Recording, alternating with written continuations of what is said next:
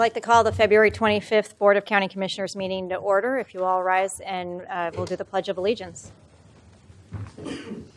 I pledge allegiance to the flag of the United States of America and to the republic for which it stands, one nation, under God, indivisible, with liberty and justice for all. Thank you. We have, first on our agenda, citizen communication, and I don't have anyone actually signed up for citizen communication on non-agenda items. I have people signed up for other public hearings. If there's anybody who wishes to testify on a non-agenda item, now would be the time. All right, we'll move on to our public hearings. We have 2 public hearings today. Our first public hearing is a second reading of ordinance number 02-2010, amending chapter 8.02, transient room tax of the Clackamas County Code and declaring an emergency. We have Mark Gonzalez and Kathy Restetter here. Good morning, Commissioners. I'm Mark Gonzalez, the Clackamas County's Finance Director, and we're here appearing before you for the second reading of the ordinance amending the transit room tax ordinance. And I don't know what the procedure is, so I'll Why don't you defer go back to you. and give a little Should I give a little summary? history? Okay. Just a little summary. Chapter 802 of the Clackamas County Code provides for the collection of a transit room tax in the form of 6% on room rentals that are collected from patrons in each hotel. And hotel is broadly defined under the ordinance. Includes any kind of hotel, rooming house, dormitory, et cetera, et cetera.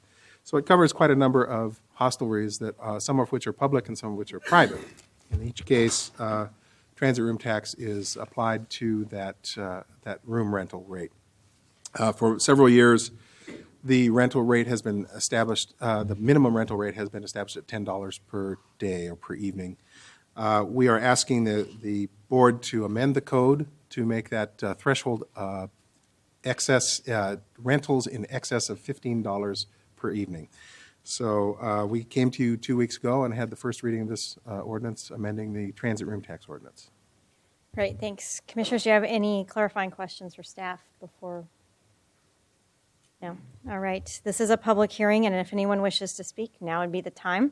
It is our first public hearing, and I do not have anybody signed up under this public hearing. If you wish to testify on a change to the transient room tax, now would be the time. Seeing none, I'll ask for a motion to read the ordinance by title only. Chair Peterson, I move we read the ordinance by title only. I have a second. I second. It's been moved by Commissioner Austin and seconded by Commissioner Leininger that we read the ordinance by title only. Any further discussion? All right. All in favor, say aye. Aye. All opposed? Abstaining? The ayes have it, and the motion is passed. Mary, will you please read the ordinance? You bet. It's ordinance number 02-2010, an ordinance amending Chapter 8.02, transient room tax of the Clackamas County Code and declaring an emergency. Great. Do I have a motion? To adopt? Chair Peterson, I move we adopt ordinance number 02-2010, amending Chapter 8.02, transient room tax of the Clackamas County Code and declaring an emergency. Great. It's been moved by Commissioner Austin. Do I have a second? Second. And it's been seconded by Commissioner Lehan. Any further discussion? All those in favor, say aye. Aye. All those opposed? Abstaining? The ayes have it, and the motion is passed. Thank you. Thank you, both for Commissioners. your work on this. All right, our second public hearing today is a second reading of ordinance number 03-2010, amending Chapter 6.06 Park Rules and a resolution amending park fees of the Clackamas County Code and declaring an emergency. Dan Zinzer's here to help walk us through the second reading because we have some other ideas that have come up during the interim between the first and second reading. Good morning, Commissioners. I'm Dan Zinzer, Director of Business and Community Services for Clackamas County. We are here for the second reading of the amendment to the County Code, Chapter 6.06, which relates to county park rules and regulations. And we're also here for a resolution on adopting some changes to the fees in county parks, which is an appendix to the County Code. We had the first reading on February 11th. The major changes to the County Code and the appendix to the county code are a ban on alcohol in county parks. Relative to the day use areas, we still allow by permit only alcohol in reserved camp areas and reserved group picnic areas. As far as the fee changes go, we modified slightly. The overnight fee increase goes from $19 to $21 per night at the peak rates. We have several different reservable picnic areas, some with shelters, some without shelters. The rent on those areas is going up $15. And they vary on size from 50 to 125 for reserving those areas, and those would increase by $15. The biggest issue that we heard from on the last hearing, if you will recall, is the day use fee, entry fee into the parks would go from $3 on Friday, Saturdays, and Saturday, Sundays, and holidays to $8. That is the way the appendix to the county code still reads. But as we discussed in study session, you have the option here to make some modifications to that. So we did hear the concerns. We talked to our Park Advisory Board after the last hearing, and again, they confirmed they supported a $5 fee Monday through Friday, or 7 days a week. So that would include weekends and weekdays. They would support that from here if you wanted to go that way. They still felt 8 was a little high. And so since you have the ability to modify, I'm just going to stop talking and let you guys talk about what we've talked about and what you think. Well, I want to turn to our council for a moment. We have two separate, one is an ordinance and one is a resolution.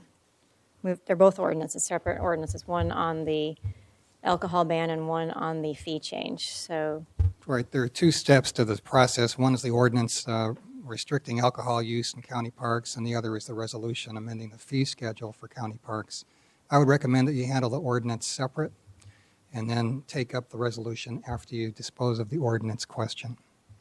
all right, because we have two separate public hearings on two separate ordinances, and one is about the alcohol ban and one is about the fee schedule, I have people signed up for public hearing number 2 in general.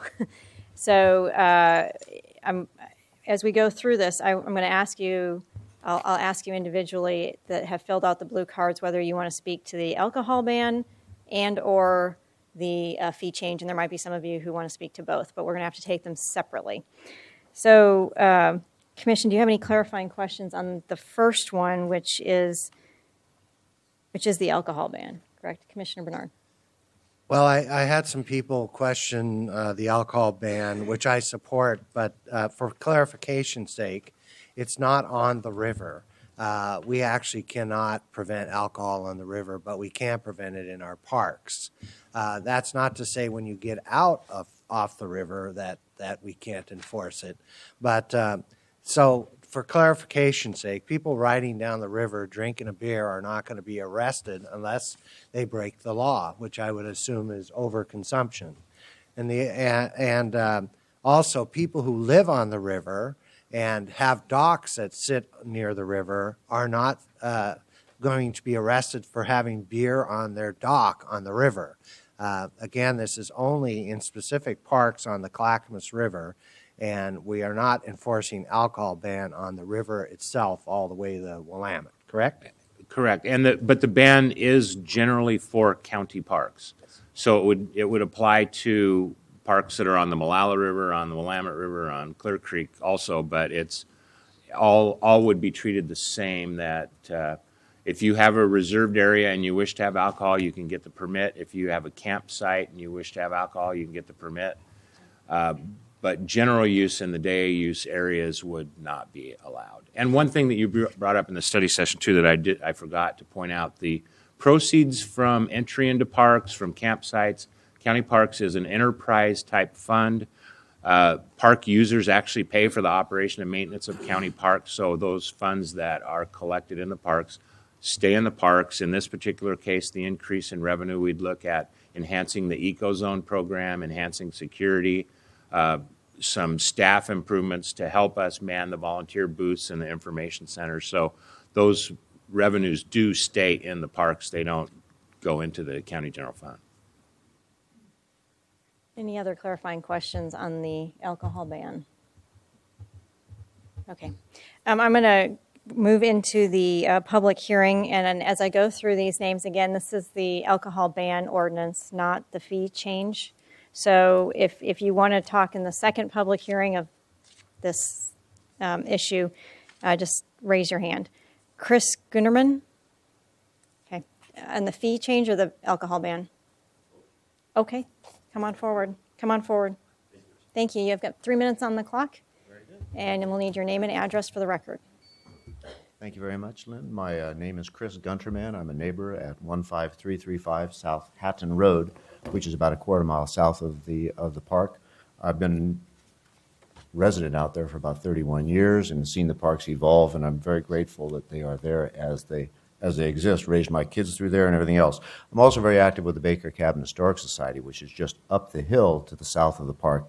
And so the park activities do affect us and some of our operations there, and we operate kind of as a hospitality site as people overflow out of the park, and they do come up our direction, which is very, very nice. I will speak first to the alcohol ban. Having been a neighbor there for so long and seen the park evolve, I do appreciate the ability to go down and swim and have a beer, take my family down or up to Barton Park, have a barbecue, and it's always been a very family-oriented park area, and we haven't seen any issues with alcohol at the park in the past. Now, perhaps that is coming up more recently, but I don't believe that it should be or could be a problem in the future if we managed it a little bit differently through either enforcement, where there are already enforcement laws. I've heard that drunk driving is an issue, people coming out of the park. I've also heard issues of rabble-rousing riot crowds down there, which in my experience, and I'm down there quite a bit, doesn't seem to be a problem. Most of the people that come to the park are very nice people. They are visitors. They are approaching the park from the standpoint of a prepaid customer. They've paid their taxes. They want to come use their park, and they expect some hospitality there. When the hospitality isn't forthcoming, then tensions rise, and they become less satisfied. And some of those hospitality things that I think we could do a better job at would be restroom facilities. We see people get off the river, they line up, and they're very tense to try to get into the very limited facilities there. At the same time that they notice there's a tremendous amount of money being spent on security, enforcement, intimidation in some cases, and that money could be redirected, in my opinion, to porta potties, things that would make the people more comfortable, also in signage, direction, traffic control, so that their ingress and egress was more facilitated. The target audience is fairly young. They're very techno-savvy. I suggest the county can provide some Google Maps, the Facebook page, all these different things where people could go, learn exactly how to come to the river, how to exit the river, how to get to Barton Park, where to park, and where not to park, where they're going to get towed. We spend a lot of money in this county on tourist development and business development. I've got a couple of stories. What's my time look like? 5 seconds. 4 seconds. 3 seconds. I'll talk to you about those later, but Okay, thank people you. from out of town that I pick up and move around have not been impressed, and we have room for improvement. Thank you very much. Thank you. This is testimony on the alcohol ban portion. Mike Rosenbaum would, if you want to testify on that, and Mary Steinberg, if you wish to testify on the alcohol ban, or wait. Okay, well then come on up and get in line. You can both come up and testify one at a time. Just makes it easier.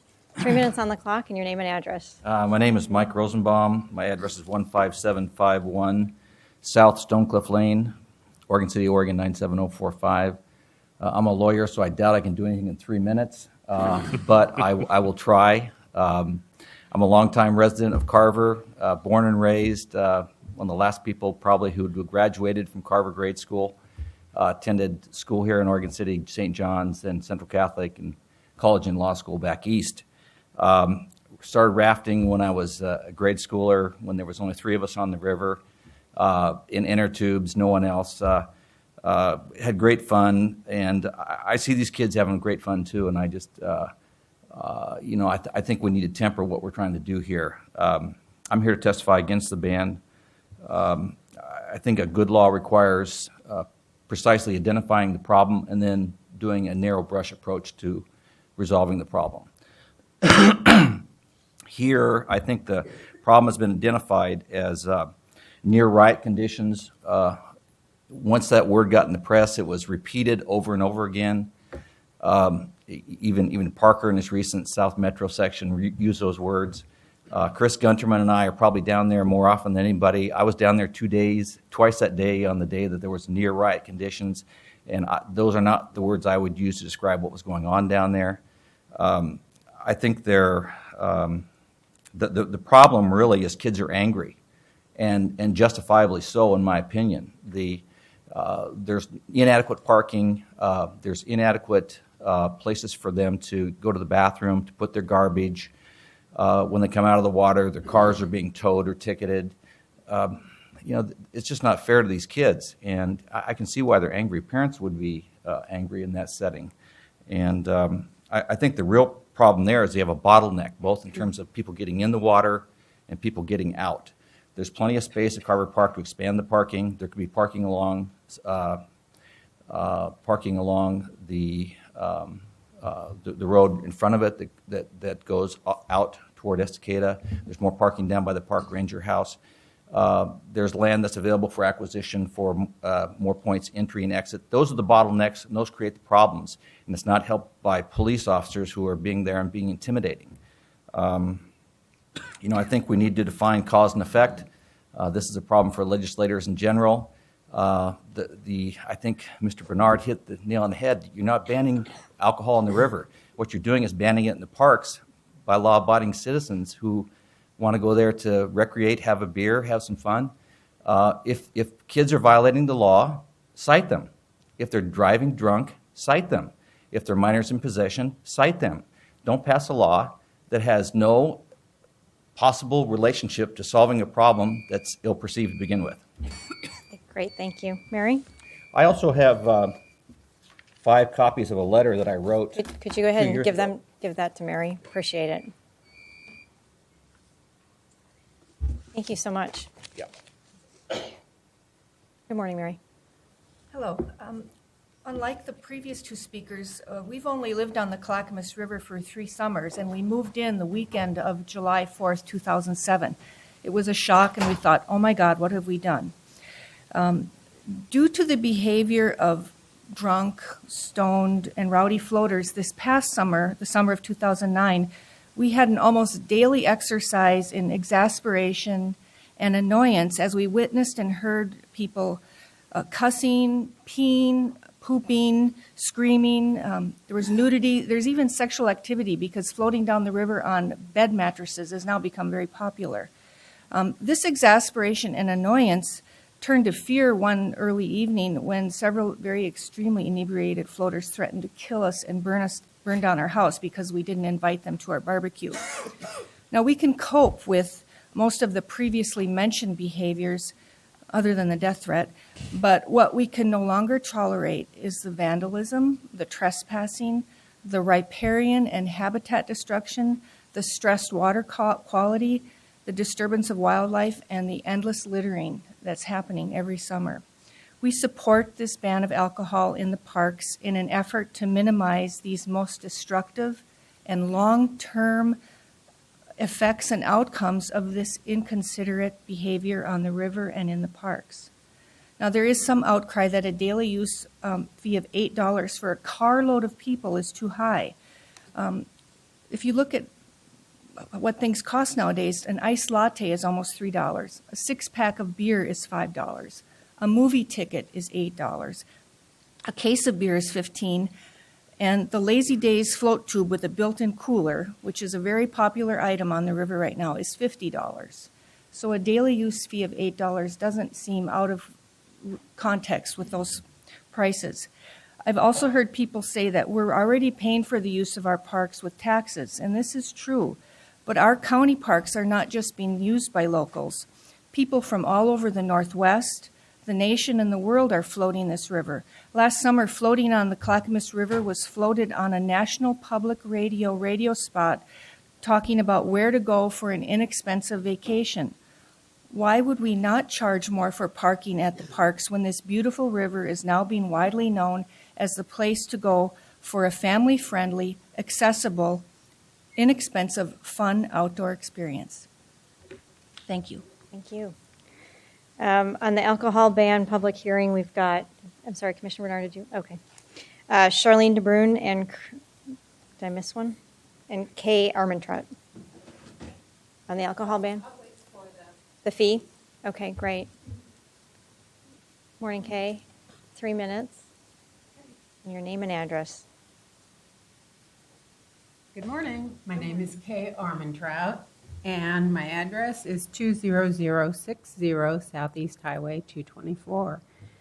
My husband's grandfather bought our property back in the 1920s, so our situation goes back a long ways. My husband and I have been living on the property for the past 10 years. As property owners along the Clackamas River, we have a firsthand view of increasing problems during high usage days when people come from near and far to party as they float down the river. The increased numbers appear to be a direct result of word spreading beyond our state borders that the Clackamas River is great for rafting, drinking, smoking marijuana, and having a good time. We applaud the county commissioners and park board for coming up with a plan to curtail many of the problems while still encouraging responsible adults and families to come and have fun while enjoying the beauty of the river. All of us in this community want to decrease the drinking and driving danger, trash and pollution along this scenic river, people seeking first aid from those of us living along the river, and trespassing on homeowners' property with little or no regard for others. The increased cost of day use and overnight camping fees, plus the alcohol ban, will create an environment that is safe, eco-friendly, and promote fun with responsible behavior. Thanks for being willing to take action before problems become another crisis. And just as a personal note, I think a $5 use fee is still a bargain. Thank you. Thank you. I think we can actually go ahead and take the testimony on the day use fee as well. I think that would be all right. Okay. Charlene, why don't you come on up and we'll finish this off. Good morning. Good morning. Charlene D. Bruin, Eagle Creek Barton, CPO President. At our planning organization meeting on February 11th, a motion was made to recommend that the county raise the park fee by no more than $5, no more than $5, and leave the annual fee as it is or increase it to no more than $30. We made no recommendation on camping fees. This was passed unanimously. The lower fee, annual fee, is a way for allowing people living in the vicinity to utilize the park as a playground. It is their neighborhood park. Visitors who come from great distances would probably not utilize an annual fee. It is the feeling that the proposed $8 entry fee would exclude working families and negate the purpose of having public parks. There's also concern that parks should not be charged with paying for law enforcement, as parks, by their nature, draw rowdiness away from other areas where such behavior would also require law enforcement. If law enforcement requires a user fee, that fee should fall on the offenders. I have brought a letter from Erlene Marsh, who's a neighbor of the Barton Park.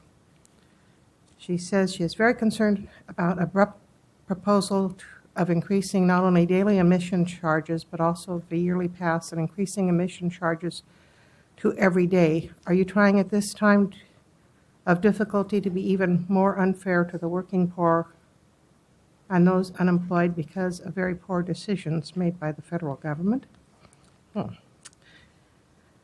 The upshot is, the end of her letter states, as a neighbor of a park, I expect a lot more parking in dangerous places along the road and trespassing on my property. This is not something I should have to deal with, and it will be a lot more expensive to have police dealing with this enforcement. I also brought to you a article on the method that the state parks use to increase their fees from $3 to $5. I will leave this with your Thank you. secretary. Thank you, Charlene. If there's anyone who testified just on the alcohol ban but also wants to testify in the park fees, because I thought they had to be separate, but they can be combined, that wants to come forward back. Chris, did you want to come back up?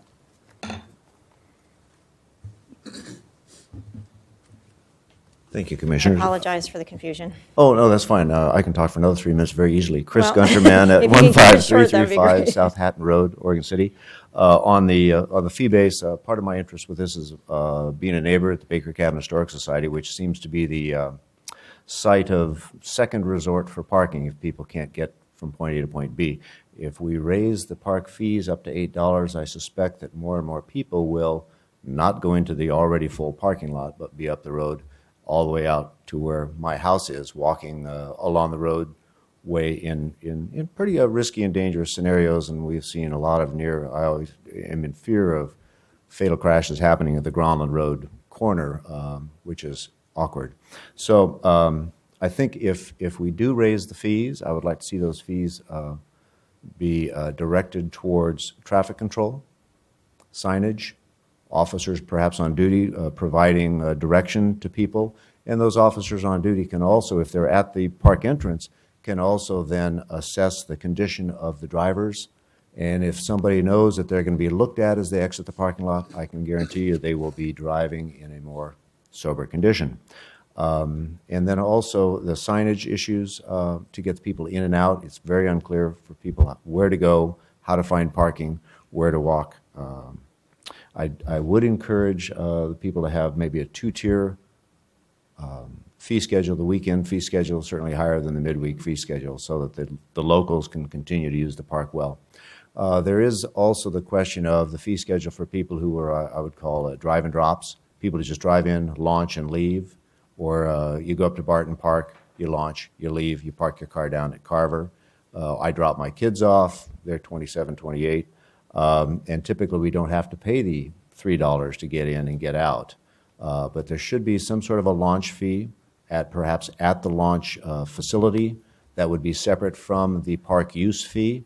That way you can capture not only the people passing through, but also have an opportunity to explain manners, river manners to them at that point.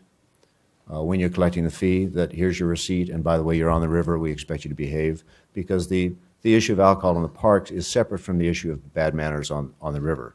The two are not connected. People get on the river, they drink, they must behave. Alcohol in the parks doesn't affect that. So that's pretty much my comments on that. Thank you very much for your time.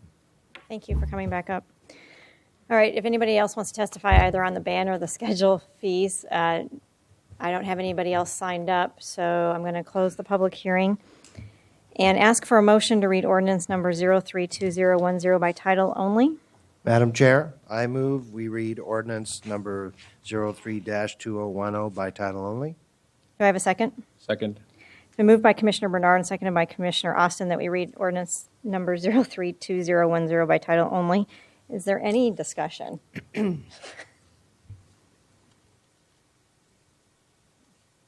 So I would just say that based on the,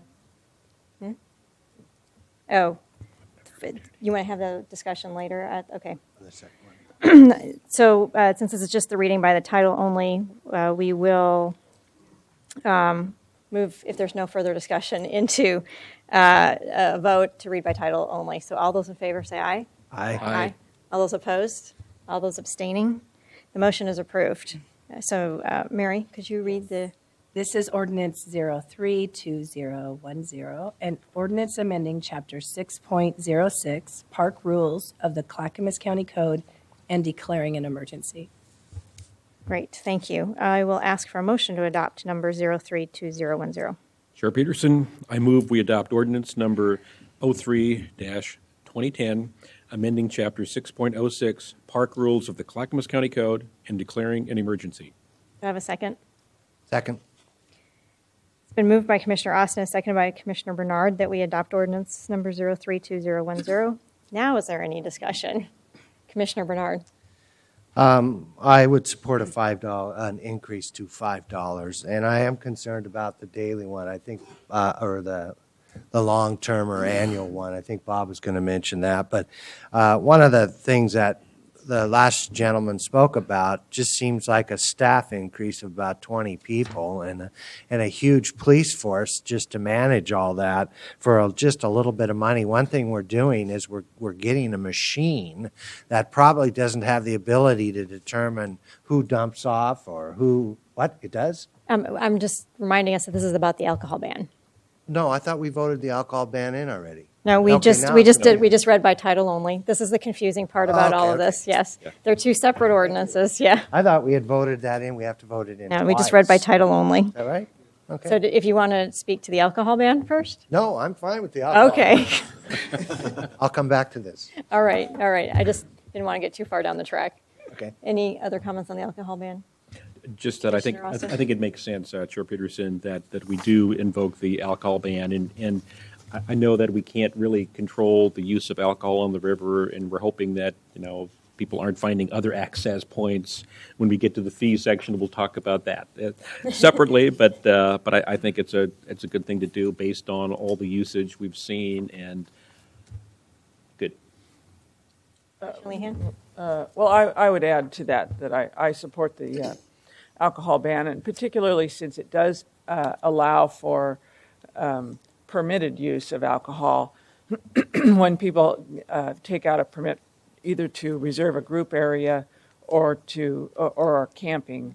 But then you have a responsible party, and I think it raises the responsibility level when someone has their name on the line as a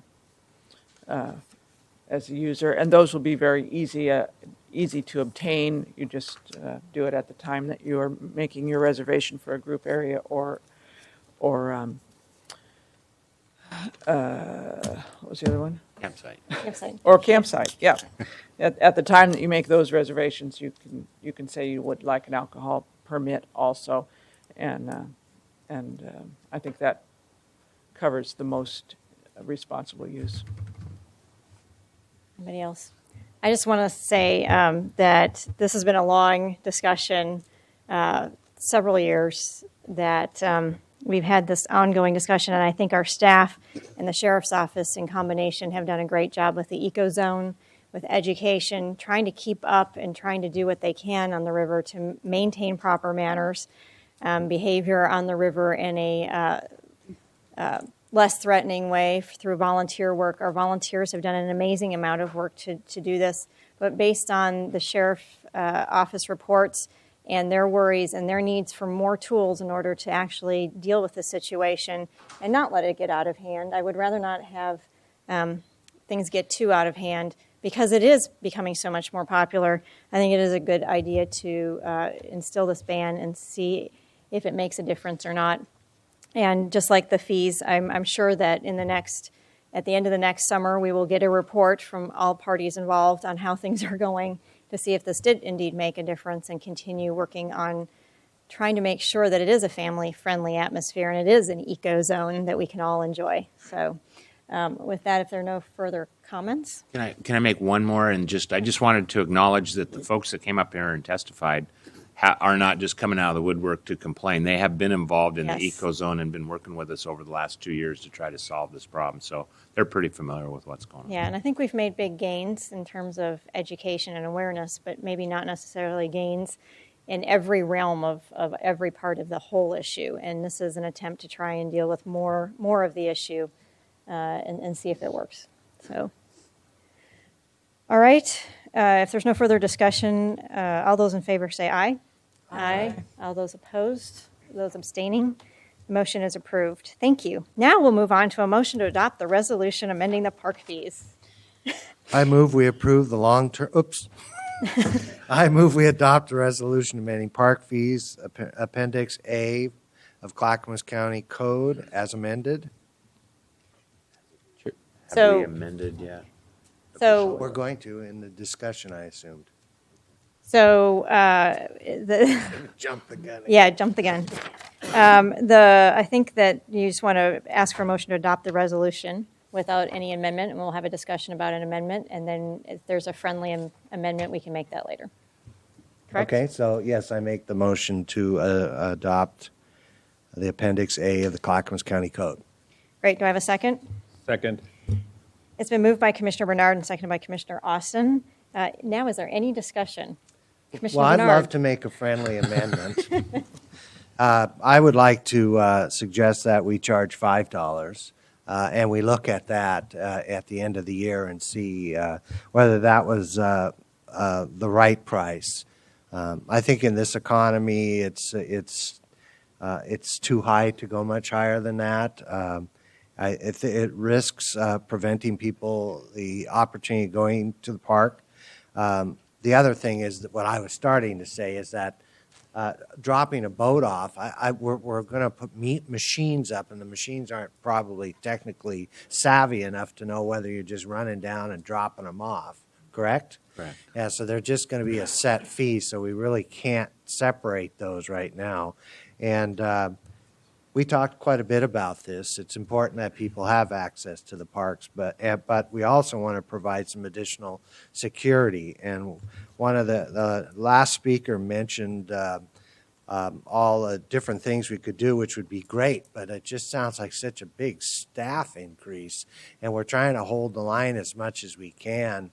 And the sheriff's having enough trouble with his overtime to get people to head out to the the parks to slow traffic or guide traffic or whatever else we need to do. But signage and eco plant, whatever that's called, expansion of that, it's been very successful, and I look forward to volunteering again to work on that. So 5.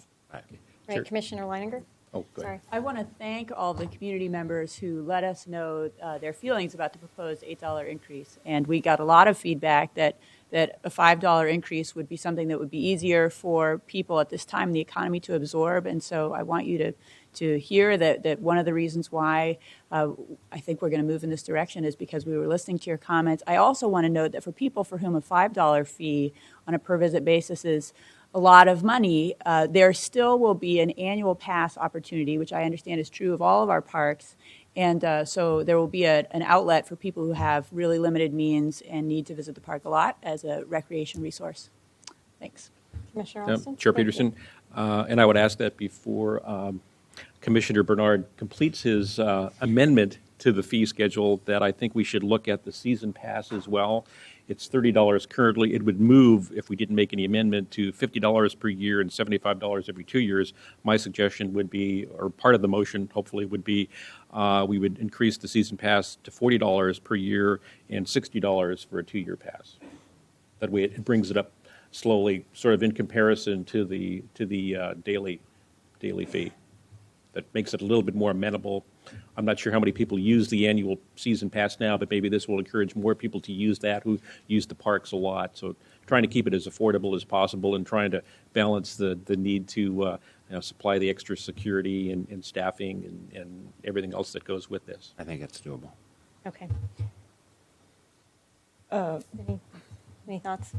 Well, I would just say that everyone, I think everyone who's testified here, and certainly the commission, share many of the same goals in terms of providing good access for the public, not being too restrictive, and yet trying to also maintain safety in a family-friendly atmosphere, and also control costs in a time of limited resources. So we're kind of walking that tightrope and trying to balance between those three things, and that's what we're all here about, to find that place. But it's not like we disagree on the goals of how to get there. I mean, of what we're trying to achieve. Commissioner Bernard, do you have a final thought? Yes, since there wasn't a second on my amendment, I will adjust my amendment to include, make it We need $5 and then $40 a year and $60 for 2 year. And then I'd ask for a second. Is there a second? I'll second that with the understanding that his first motion died because it didn't receive a second. Okay. So We just want to make sure we follow Robert's rules. Thank you. Exactly. All right. Is there any further discussion? I would just like to add that, while I am willing to go along with this proposed fee change to $5, there was a reason we were looking at an $8 fee, and that was to provide increased safety and security. And so the idea of looking at this at the end of the summer and seeing how it went is really quite important to, I think, all of us, because we can put an alcohol ban out there, but making sure that we have the staff to secure that people are actually following the rules and getting the traffic issue taken care of, all of those other things that we do need people out on the street and eyes on the street and ears on the street to make sure that we are staying ahead. It's going to be difficult. And so I just want to acknowledge that this just doesn't buy us as much of service as we would probably, as I would want to see out there personally. But I think moving ahead and raising the fee to at least increase is a good step in the right direction, and I hope that we'll be willing to think about it at the end of this year because of the economy. What can we do next year when things, hopefully for everybody, are looking a little bit brighter? So with that, if there's no further discussion, all those in favor say aye. Aye. All those opposed, abstaining, the ayes have it, and the motion is approved. Okay. With, We'll get as those amended. modified fee schedules to you for signage later today, right? Okay, thank you. This is a big day. We have lots of public hearings and discussion, and I want to thank everybody for their patience, waiting to probably get to the last item, which is the urban and rural reserves. But before we get there, we have a discussion item before it. And coming up is Cam Gilmore from our Department of Transportation Development and Scott Sedaris, counsel for that department. We are now sitting as the Development Agency Board of the county, not as the County Board of Commissioners, taking our hats off and putting a new hat on. And we'll be considering an approval of a long-term ground lease between Clackamas County Development Agency and Oregon Iron Works. Good morning, Commissioners. Cam Gilmore, Director of the county's Department of Transportation and Development. To my right is Scott Sedaris, Senior Legal Counsel. Before you is an approval of a long-term ground lease, as you mentioned, between us and Oregon Iron Works, also known as OIW. A little bit of background on the lease. In 2005, the Development Agency acquired the Northwest Pipe and Casing property, and that's the property that's subject to this lease.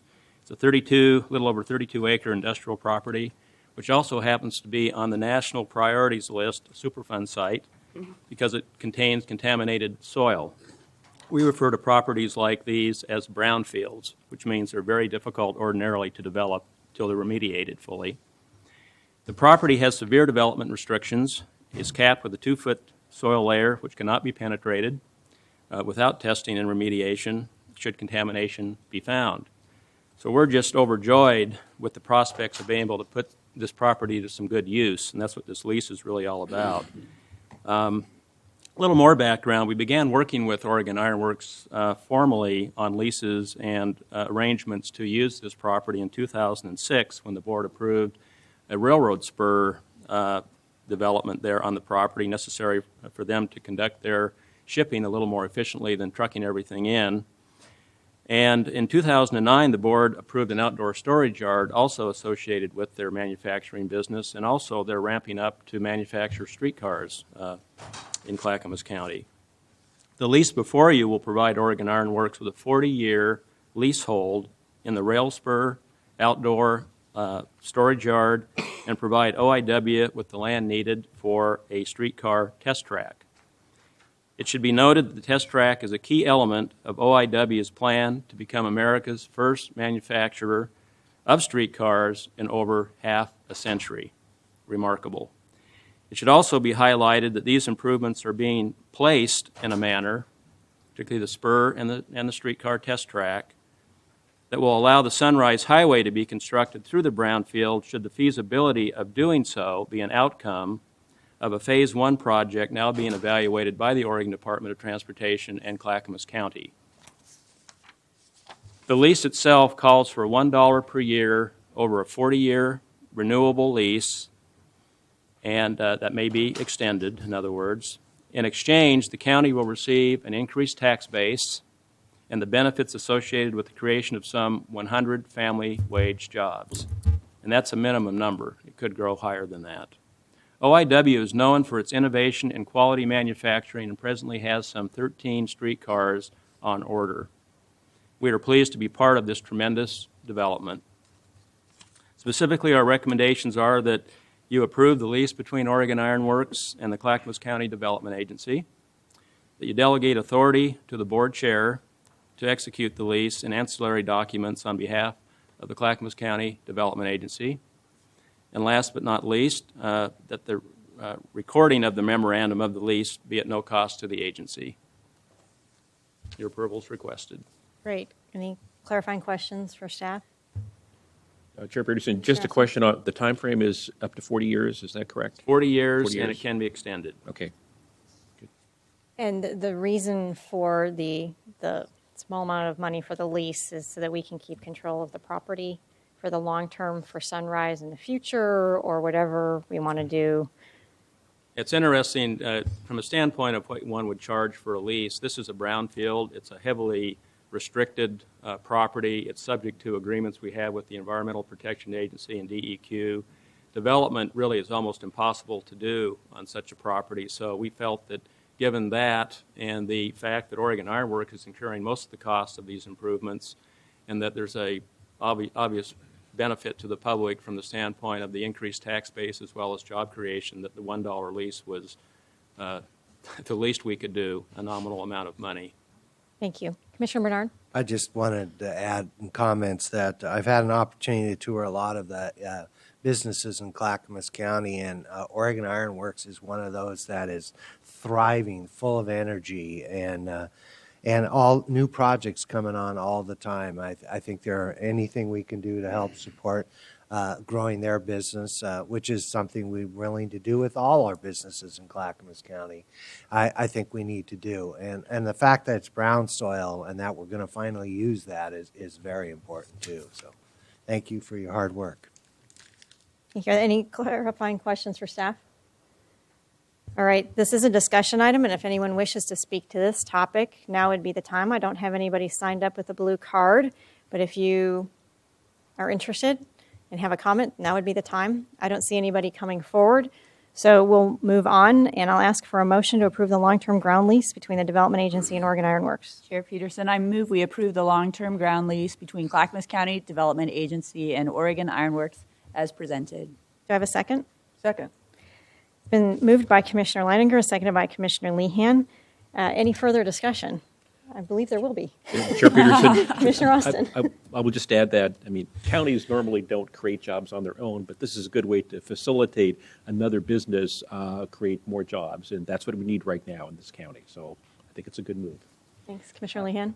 Well, I just want to recognize the amount of work that's gone into to this whole arrangement, both with Oregon Iron Works and with ODOT in a very complicated situation.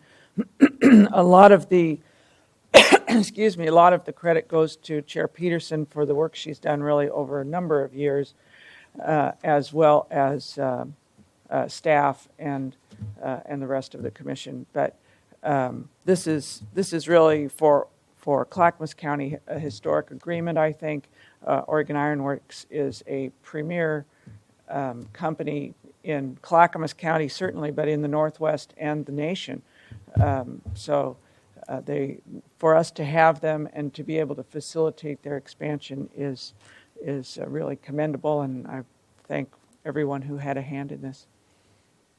Commissioner Leininger. Thank you, Commissioner Lehan. One of the things that I think is exciting about this project is the extent to which the agency, the Development Agency, and the Department of Transportation Development have worked to expedite the permitting process for the development of a new layout yard and a manufacturing bay for the project, and also expedite processing of this lease possibility. And I want to note that one of the hallmarks that we want to have be true of how we approach supporting private businesses growing in Clackamas County is that during this tough economic time, and always, we are going to work hard to be very fast, very responsive to the needs of our customers, the businesses that are trying to operate and flourish in the county, and that although this is an example of a large business that is doing really well, and we're very thankful that they're here, we have that commitment just as strongly to small businesses and emerging businesses. We're here to work for you, and we want to help your business thrive. So thank you, Cam, and your team. Commissioner Bernard, any further thoughts? Okay. Well, I just want to say thanks to the entire staff who came together across departmental lines to make this happen as quickly as it did. I know that it's been a rough road with trying to weave a brand new road that we didn't expect to actually maybe ever come to Clackamas County, the Sunrise Corridor, weave it through an existing already built environment where we do want jobs and we want access, because the two go hand in hand. And balancing those two different parts of our values and goals in that area was difficult, but I think that we achieved a much better outcome in the end for everybody involved. And the ability to grow Oregon Iron Works in Clackamas County, the background on this is that they had many choices. They could have moved to Washington State. They could have moved other places in Oregon, but they have a value of wanting to grow in Clackamas County because they are committed to this community.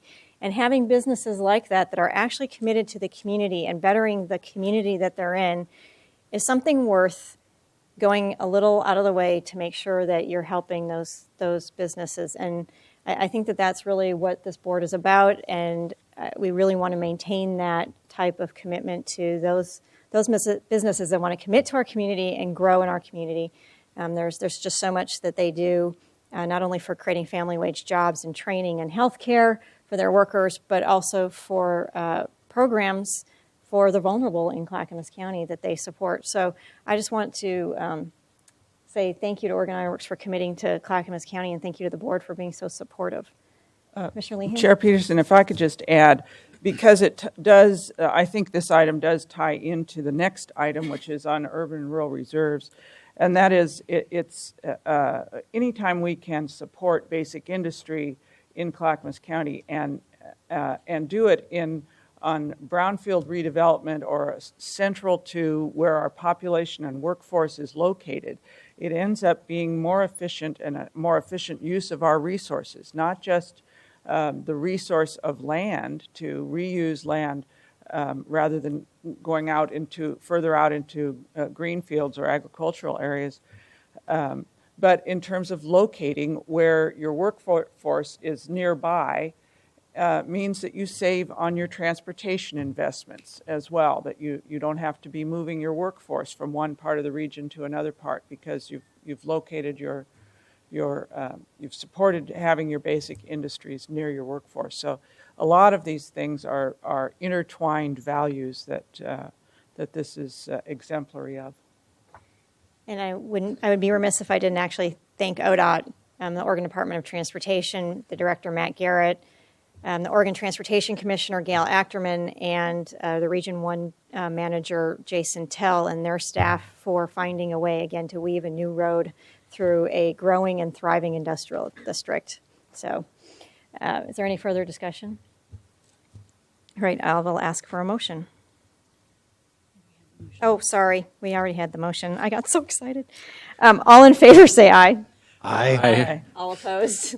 All abstain? The ayes have it, and the motion is approved. Thank you. All right, the last discussion item on our agenda, although it's probably the largest and most intricate and the longest standing discussion, is the approval of an intergovernmental agreement between Clackamas County and Metro establishing urban and rural reserves in Clackamas County.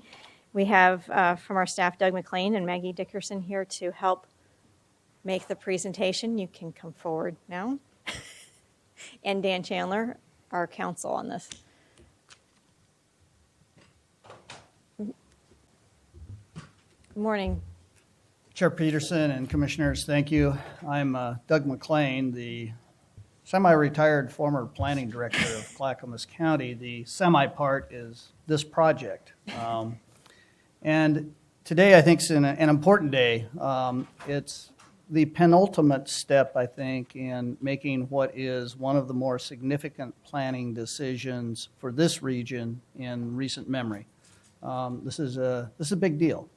It's a culmination of a lot of hard work by a lot of people, and I think the result that you're about to look at, while this isn't the final action, this is very close to being the final action, and I think personally at least, I'm very proud of how we got to this point and the decision that you're about to reach today. I want to spend a few minutes really talking a little bit about the process and what you're about to do, and a little bit about the particulars of the intergovernmental agreement. But I'm not certainly going to attempt to summarize the nature of each of the decisions, all of the areas that you've identified today. I'm going to ask, when I'm finished doing the introduction in the PowerPoint, Maggie has a couple housekeeping things to talk about as far as additional testimony that we've received, and Dan will review a couple minor changes to the intergovernmental agreement. So, what are you actually doing today? What are reserves? Just a reminder, we are attempting to establish urban reserves, which are areas outside the current urban growth boundary that may be considered for addition to the urban growth boundary in the future. It's not absolutely guaranteed that if you're located within an urban reserve that you'll be urbanized within 50 years. There are lots of things that have to be considered before an urban growth boundary is actually adjusted. And Commissioner Lehan talked briefly about the link between decisions like you made in the previous item towards eventual expansion of the urban growth boundary. The other thing that you're doing today is unique. It's something that's different that we haven't done in what is a very sophisticated planning program in the state, and that is establishing areas where you're not going to grow.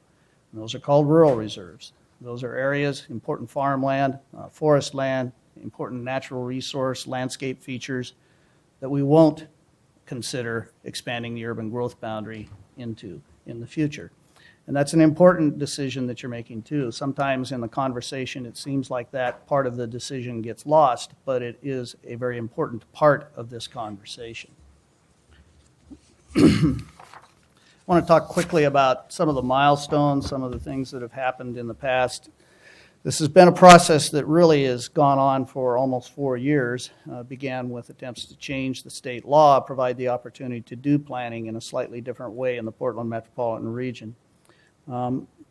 You appointed a policy advisory committee comprised of 21 citizens, local government officials, members of interest groups to advise you. That committee worked long and hard for about a year, held 22 meetings, and I'm sure consumed and reviewed pounds of paper and material, and developed what I think were excellent recommendations and counsel for this particular board to review. And in fact, the result is surprisingly, or maybe not surprisingly, similar to what they had recommended to begin with. We've also had a lot of technical information reviewed by you, reviewed by the staff, produced by the staff of various agencies and committees in Clackamas County. There's been a lot of verbal and written testimony from community. Clackamas County, I think, went out of its way to be open and transparent about this process, and you've had a very large and important public involvement process that informed the conversation. Commissioner Lehan has spent hours as your representative on Core 4, days, weeks, months, and has been involved in digesting all of this information and assisting the region in getting to this particular point. Recent milestones, the Board of County Commissioners held a hearing in September. Planning Commission held a hearing last October to take public testimony and information. The board made an initial recommendation on a map that would be vetted publicly for additional comment and testimony. On December 16th of last year, the Core 4 also authorized a map to be reviewed that had a lot of different colors and a lot of different notations and a legend that was almost as big as the map itself. But it was the subject of a lot of conversation at open houses and public involvement activities over a month at the start of this year. What's happening now is we're at the point where we're going to enter into an intergovernmental agreement with Metro.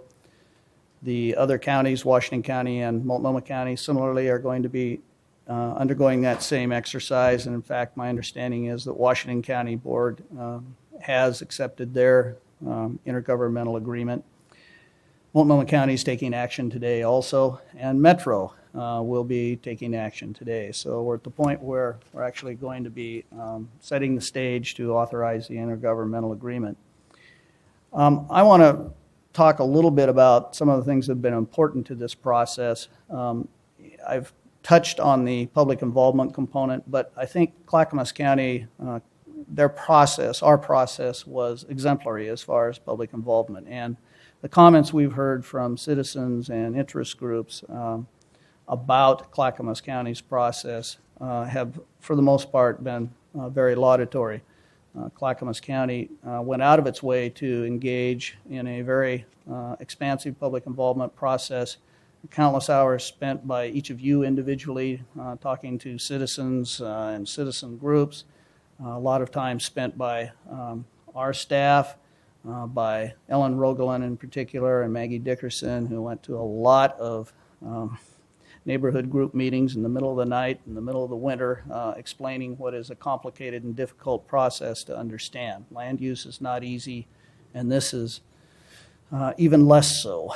So it's a complicated process. But I think the result of that is positive. There's much more acceptance for the result here than many would have anticipated at the beginning of this particular project. And I think it's important to understand that the decision that you're entering into today, I think, does fulfill the board's commitment to several principles. The things that you were most concerned about, preserving important and foundation farmland, providing opportunities for employment, protecting important natural landscape features that make this region what it is, and creating safe, healthy, thriving communities. I think the proposal that's before you today does that, or at least will help us to do that in the future. There are a lot of painful, difficult compromises, and certainly not all people will agree that each part of this decision is the right decision. But I think that one thing I feel very good about is that this board and the various committees and individuals and interest groups and entities involved in this process went out of their way to apply the law. And I think in Clackamas County in particular, we paid attention to the factors, and the decisions that you are going to make represent the fact that we have applied the law. As you know, the law talks about preserving important and foundation farmland.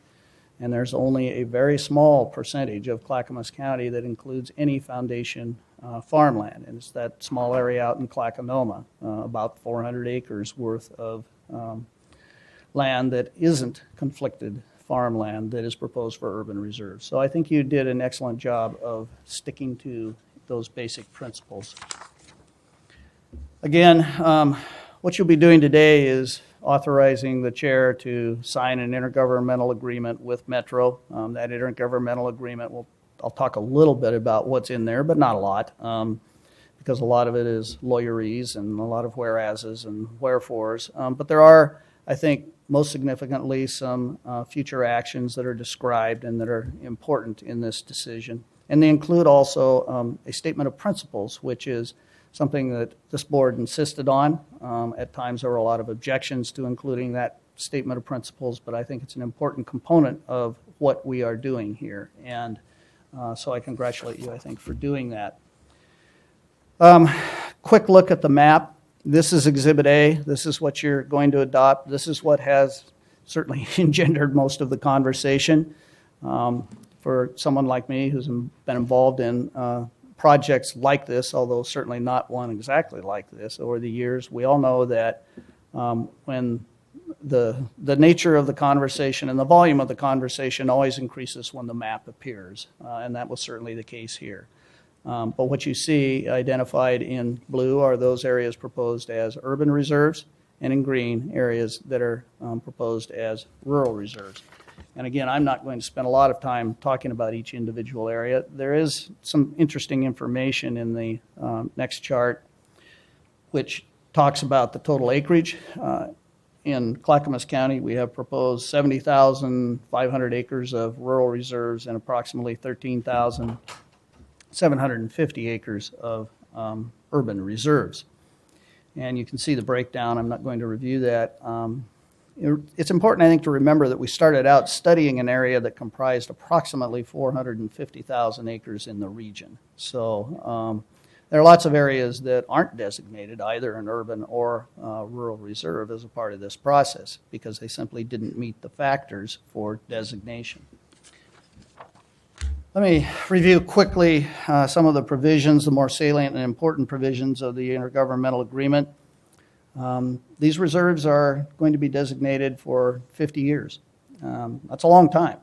And maybe we're a little arrogant in this region in thinking that we can do planning for 50 years, but I think it's an important step, and it provides us a way of doing better planning for urban areas and making sure that people that are in rural reserves who own a farm can invest in that farm knowing that they're not going to have the urban growth boundary expanded into their area in the next 50 years. So it's an important decision, and I think the timeline is maybe larger than some of us wanted. Some of us had argued that we should be planning only for a 40-year time frame, but that's a double-edged sword. It also means that we're not going to be changing those rural reserves for 50 years either, and that we're accommodating 50 years of growth, not 40.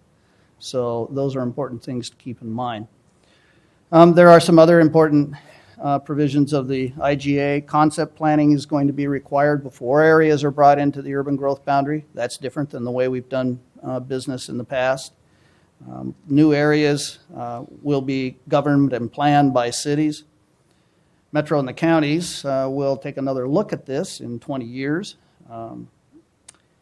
And there are several specific implementation policies that must be incorporated in both metro and county codes. Those are required by state law. And, in fact, the decision you're making today is required by state law. This process, when it was set up, necessitated the adoption of intergovernmental agreements. I want to also note that this decision I've characterized as the penultimate decision. Written into the IGA are provisions that allow minor amendments to occur between now and the time when you, in May, Maggie, or in May, adopt the implementing comprehensive plan designations, which will adopt a map something like this. So there are continuing conversations, as you know. We're getting cards, letters, phone calls, and conversations. We've had them as late as this morning at 8:45. So there's lots of conversation going on. And while this is an important decision, built into the intergovernmental agreement is the ability to modify that decision as we proceed in this process. And there are, I know, specific areas that have been highlighted. I know there's some concerns expressed by the Sherwood School District, and there's been continuing conversation about a parcel in the northwest corner of the county in the Tonkin Scablands that's continuing to be talked about. And those are areas that we can continue to discuss, and we may modify the map slightly as we proceed forward. And there's a provision in the intergovernmental agreement to allow that. The map that you see now is a little bit different than the previous map, only in that it identifies specific sub-areas. Those areas are important because they are referred to in the concept planning principles. And those principles state a series of principles that will guide us for future concept planning activity. And they're important principles because they set the stage for what happens in these specific areas. And to some extent, the compromises and difficult decisions you had to make could not have been made without the understandings that are represented here. And there are two areas where that's particularly true. In the Stafford area, where future planning will, and Stafford, as you know, has been one of the most controversial areas. It's been that way since I started working here in 1977, and it hasn't changed. It's still one of the most controversial areas for which we undergo planning activity. But there are some shared values, I think, for that particular area, and the concept planning, I think, will assist us in achieving those shared values. It does require public involvement from not only the local cities, but also from the Stafford Hamlet. That's an important part of this. And the area in Clackamas, which was a difficult area to deal with because it's an area that is very suitable for employment. It's one of the few areas in Clackamas County that is important for employment. It's in an area where, as Commissioner Leon had noted, most of our housing and employment opportunities, the people that can work, live. So it's an area that is important for us to consider for employment activities. And that's what's reflected in the principles. It's also important to note that that one of the principles will require us to look at preserving a view corridor along Highway 26, which is important to the city of Sandy, and I think important to the community also. So, what's next? I've talked a little bit about the fact that you'll be taking an action today, authorizing Chair Peterson to sign the IGA. Metro similarly will be doing something like that at 2 o'clock today.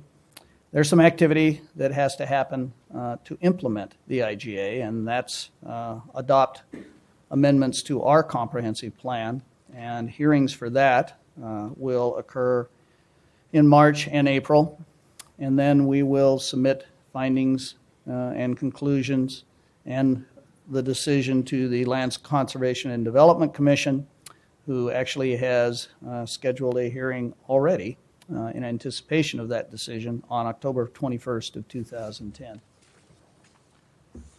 That's really all I want to say, except to, again, express my appreciation for all of the people that have worked very hard at this project. I spoke about the public involvement component of this project, and there have been citizens who have spent hours and hours working on this project, and that's something they do after they come home from their regular job. So, and I think the decision that we've come to reflects that. It reflects a consideration of the participation by the public in this particular process, and we really couldn't have done it without the public part of this project. And I think it's important also to recognize the hard work of the people involved in this project. I know that Maggie and Ellen Rogelin on our staff have spent a lot of hours on this project and really have provided both the technical and the policy advice necessary for you to reach a good decision. With that, I'm going to ask, unless you have questions of me, I'll ask Maggie to update you on a couple recent letters that we've received, and then Dan would like to offer a few comments. But before we proceed, are there any clarifying questions for Doug on the process? Okay. Maggie? Well, in the last 2 days, we've received 7 letters. This is typical of this whole process. Dana Krozek, who is an attorney from Baljanik, entered a letter. She's representing people at highway, property owners at Highway 212 and Highway 26. Sue Marshall, representing Audubon and Coalition for Livable Future. Several folks from Stafford, Robert McCarthy, Molly Ellis, and Patrick Thurston. The city of West Lynn sent a letter, and Lynn Jacobs sent a letter. She's from the Helvetia area in Washington County. Great. And you have been provided copies of And you all have of that those letters. information. Dan? Dan Chandler, Assistant County Counsel. I just wanted to highlight for the board and for the audience excuse me, some potential amendments to the intergovernmental agreement. We provided copies to the board, and there were copies available out on the table outside. The agreement contains a number of recitals. These are whereas statements. They don't have any legal effect, but they are statements nonetheless as introductions to the agreement.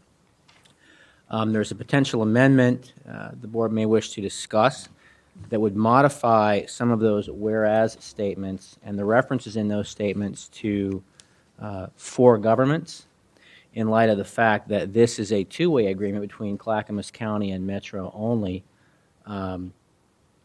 As I said, the changes don't affect the legal obligations of the parties, but are probably a more accurate reflection of what this particular agreement does. Great, thank you. With that, this is a discussion item, and thanks, Doug. Thank you very much for that long presentation. It's been a long process. We do have 4 people signed up to provide testimony today. If you wish to provide testimony, please fill out a blue card and get it to our clerk, Mary Rathke. I will call you up in twos, Sparkle Anderson and Dave Adams. And Sparkle, 3 minutes and your name and address. Thank you. I'm Sparkle Anderson, and I belong to Far West CPO, and I didn't find out that the boundary got changed on my farm until about 2 days ago when I got an email, and I kind of went, ah. So, but I do understand that if I make an appointment with Doug or Maggie, that I can work on it. The boundary appears to have been changed from the canyon and the forest to a drainage ditch in the middle of my field. My question is, from you people, is now I have a 120-acre piece that's half urban and half rural. It's not dividable in any way because I haven't been able to do that at all. I couldn't qualify for 49 to even because of that. Which zoning rules will prevail on that piece of property? I'm going to turn to our county councilor, Maggie, to help us with the answer to that before you leave, because this is one of the last options, and normally we don't answer questions right away, but okay. Well, is there a way to give a general answer on the question by Sparkle? On the zoning issue when your property is split? Yes. The answer is it's a little unclear, but as many of these things are, this is new ground. But the most likely result would be that in the event that the urban reserve property comes into the UGB and is then annexed to a city, the city zoning will apply to that piece of property to allow it to be developed, subdivided. Okay, but then how? But see, my problem is that I want to live in my woods quietly and die in my woods, and I can't divide off a piece in the woods now that they're dividing the property to build a house to move it because my house is on the road, and I want to support the urban-rural reserves. I think it's a good idea, but the problem, I can't farm anymore because of so much development, and now I can't live in the woods because I can't have a house, and I'm business without a business and without a house, and I'm homeless now because of this. No, you're not homeless.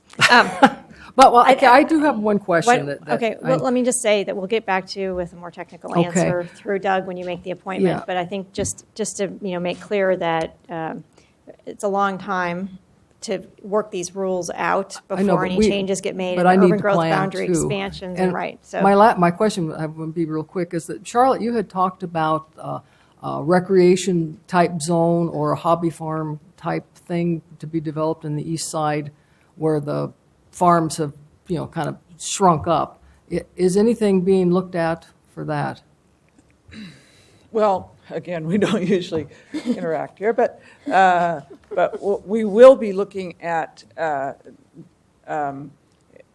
this process concludes, we'll be looking at uses in EFU, taking a more comprehensive look at what uses are allowed in EFU, and we'll be doing that in conjunction with several other counties, particularly around the metropolitan area. It wouldn't be a change in land use designation, but it would be looking at uses. That's the piece that activities, the agritourism kinds of activities that go on in that zone, and what's appropriate and what's not appropriate. And it's an issue not only in Clackamas County, but many counties around the state. So there's an interest in doing that, but it will be probably a long-range. Yeah, because the urban-rural thing now is, really put things in a line. Okay. Who should I talk to make an appointment with, Maggie or Doug? Maggie. Well, Okay. they're both waving their hands, so they'll probably both want to sit down and help you figure that out. Okay. So why don't you, thank you. Thank you for your time. Thanks, Sparkle. Dave? Good afternoon, Chair Peterson, Commissioners. My name is Dave Adams, 19621 Hazelhurst Lane, Stafford Hamlet. I believe all of you know I was the chief petitioner for the Stafford Hamlet. I presume all of you probably read Dana Tim's piece in the Oregonian yesterday on Stafford. I think Dana's a great writer. I think he did a really good job sort of summing up where we're at. I'd like to read a couple of lines in this in my comments tonight, this afternoon, sorry. A quote here from Carol Yamada, who was the first board chair at the Stafford Hamlet. Her quote is, "In the end, dollars and cents seem to have won out." Stafford resident Carol Yamada said Tuesday, alleging that pro-development interests have hijacked a 2-year planning process. I presume she's talking there about the Stafford Hamlet vision and value statement, but her final piece of the quote is, "People feel betrayed." And I guess I'm here to put a face on the people who feel betrayed. I think the best way for you to honor the hard work that the Policy Advisory Committee put into this, their 2 years, and the hundreds, thousands of hours the citizens put into this process would be to honor the recommendations that the Policy Advisory Committee gave you regarding Stafford.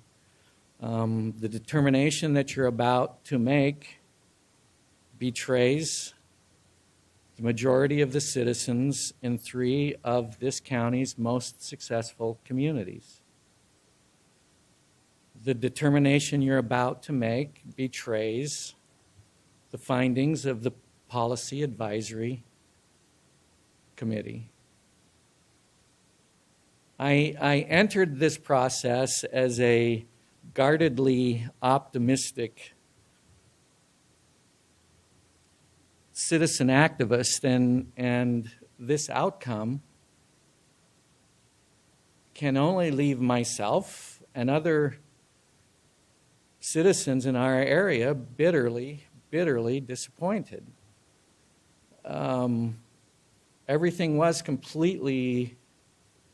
appeared completely transparent until the last 6 weeks of this process, and how and when and where this flip in your opinions regarding Stafford occurred will remain a puzzle and probably a mystery to everyone for years to come. But I don't think I've ever agreed with anything that Burton Weiss, the executive director of the Clackamas County Business Alliance, has ever said. But yesterday he said something that I really agree with, and it's his quote in this is, "It doesn't take rocket science to figure out what's inevitably going to occur here." Thank you. Thank you, David. Call up Jim Needham and Charlene DeBruin.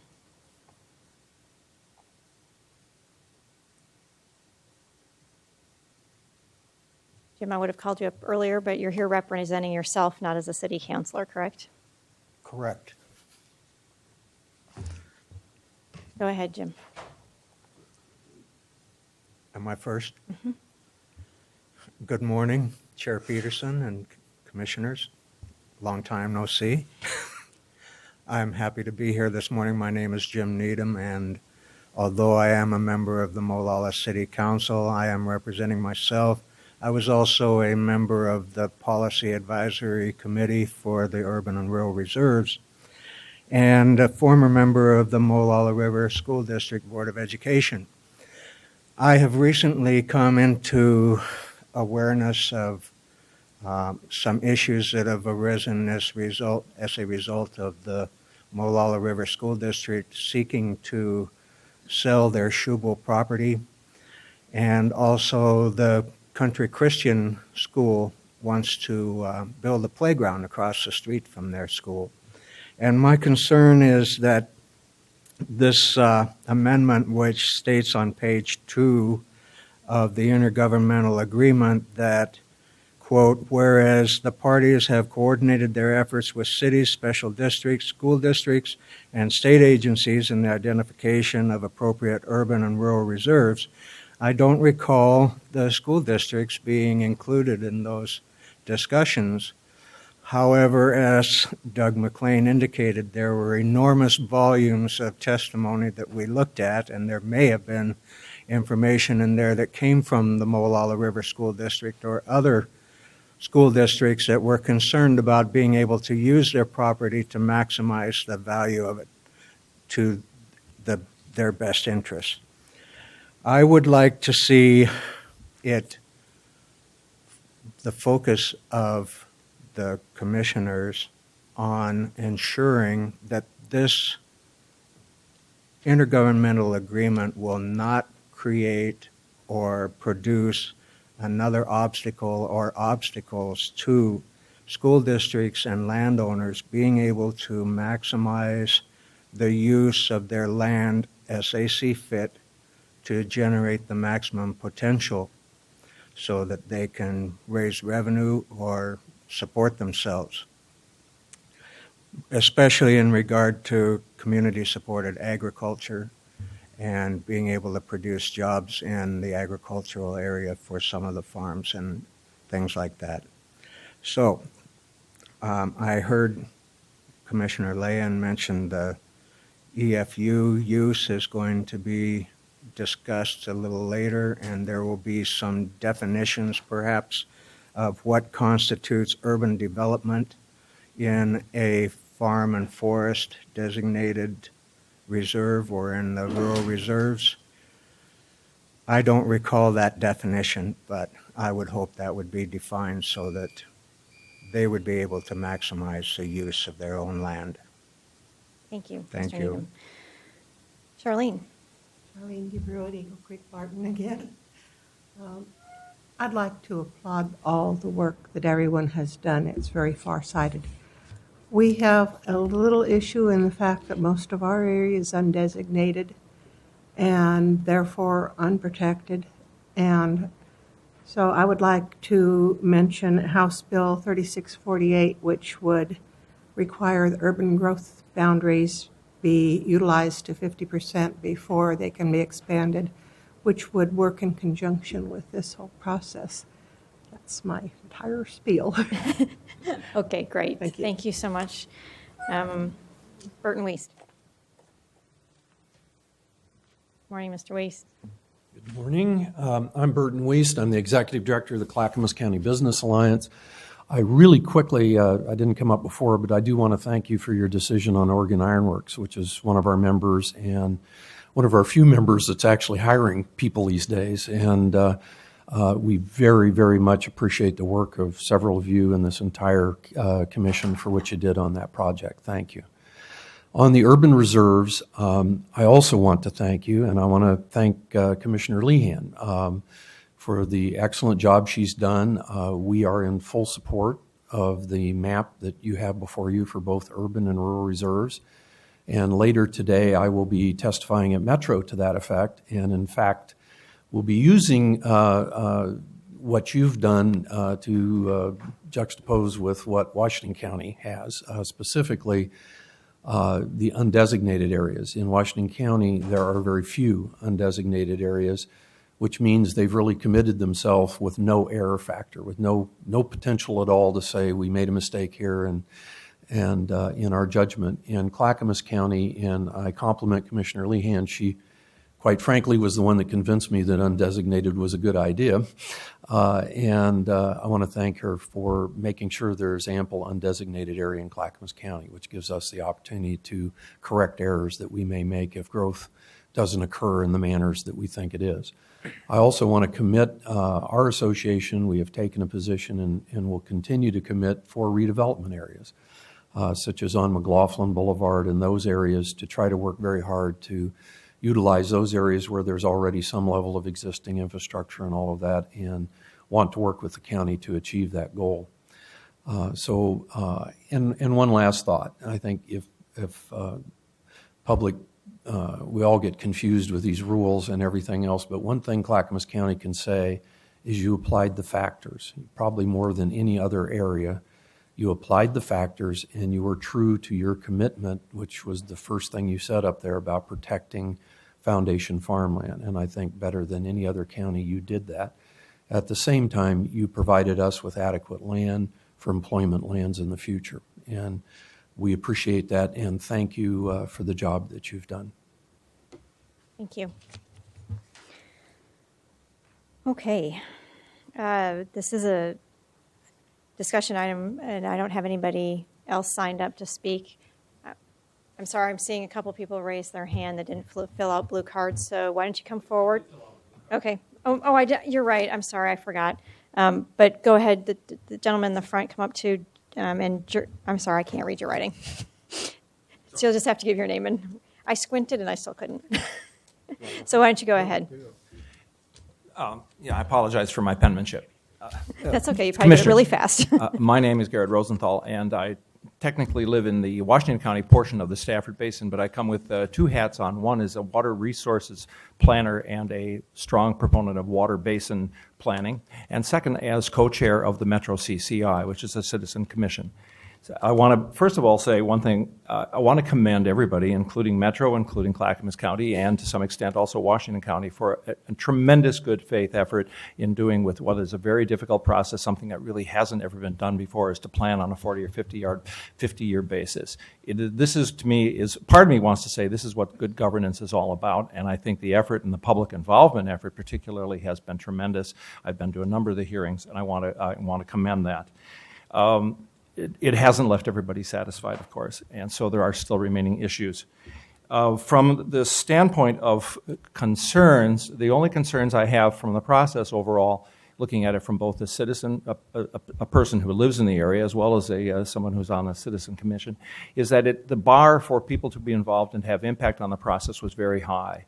Obviously, it wasn't high enough for the people in the Stafford area to have as much impact as they wanted. It was high enough for the people in Helvetia to have an impact, but they were tremendously well organized. So the bar was perhaps a little bit high. From a technical standpoint, and I've made these comments to Metro in the past, my big concerns with the overall process is one is that it has tried to, well, it may be reaching a bit far. It has tried to lump a lot of planning into two categories that are really not quite adequate to the process. Urban and rural, and the rural really means agricultural when it doesn't really mean rural, and it doesn't deal with the forestry. This is something that probably should be dealt with in the future, but I admire the efforts of everybody to do that. And finally, and I'll just make this point, is as a resident of the area and somebody I've proposed this for a long time, I hope the planning, I'd like to see particularly this last slide that said the planning of the Stafford Basin should happen in a co-joint process. I think that's important, and I think it's true for the entire Stafford Basin. I hope it includes Washington County in that process as well, because it's a fairly unique area, it's a fairly beautiful area. In the long run, I don't think it's going to be very easy to urbanize, but that's something to be determined later. But I hope that includes Washington County, because although it's a little bit of an area, it is still part of the area and it's necessary. My comments all along were I don't know how they could make it urban reserve without Clackamas County making it urban reserve, because you can't run the highway and stop it at 65th. So those are my comments. I think it's been a long haul and everybody's worked very hard. Thank you. Thank you.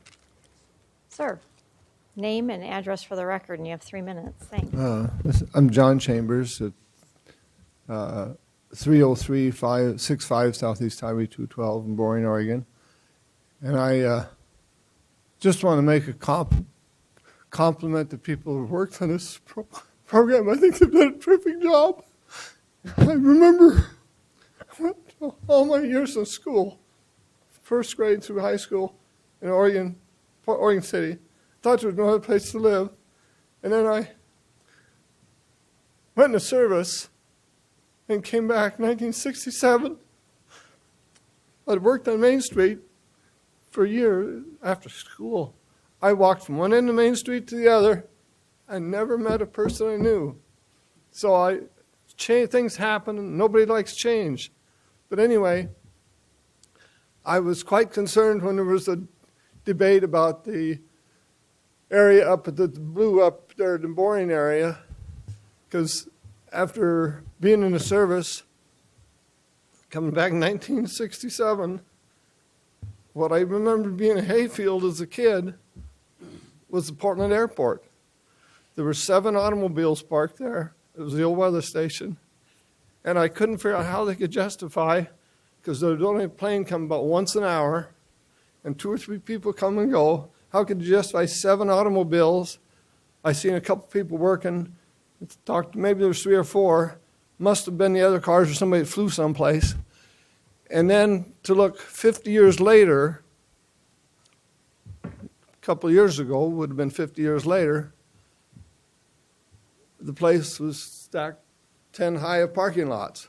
And when I flew someplace, I had to drive 2 or 3 miles from the airport to get a place to park. And the responsibility of making these decisions for everybody, like Mr. McLean and people, have been hard for them, I know, and people involved, because nobody likes to see change.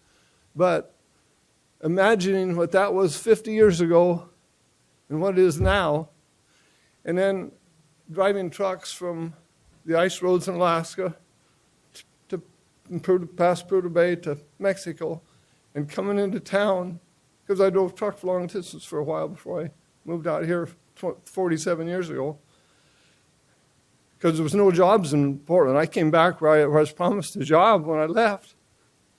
Went into Willamette Iron and Steel. Oh, they weren't even considering hiring. And I said, well, gee, you told me there'd be a job when I got back. And he opened this door for this big building. It must have been 2 blocks long. All this machinery in there, lathes and stuff. You hear a pin drop. There was nothing going on. So times change in just a few years. So now I'm thinking there need to be a place for distribution centers like trucks and warehouses and stuff. So I think that area has some possibilities being something other than farmland. And the fact it was chosen to be in the urban reserves for a possibility of something in the next 50 years just makes my heart happy. Okay. Thank you so much for coming in, and thanks for coming forward. Is there anybody else who wishes to testify on this discussion item before we close the public portion? All right. Well, thank you all for coming in. I'll ask for a motion then. Madam Chair, I think first we need to address the for government issue. Right. Ask for a motion to amend the IGA to change the reference to the 4 governments as presented by staff.